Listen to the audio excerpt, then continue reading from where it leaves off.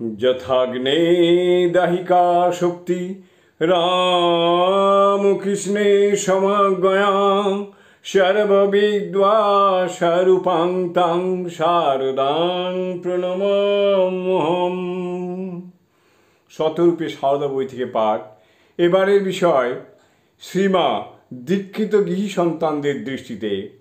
লিখেছেন প্রদ্যোৎ সেনগুপ্ত, অধ্যাপক, বাংলা বিভাগ, কলকাতা বিশ্ববিদ্যালয়। ধর্মের ইতিহাসে সারদা দেবী আধ্যাত্ম শক্তির কেন্দ্রে স্বস্থিতা।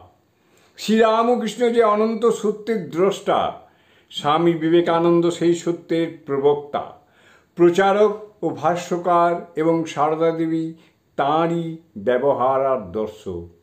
মায়ের গুরুভাব দেবীভাবেরই প্রকাশ, আবার সেই দেবীভাব মাতৃভাবের সঙ্গে জড়িত। শাস্ত্র মতে অবশ্য মাতাকে ও গুরুকে দেবীভাবে পূজার্চনার বিধান স্বীকৃত।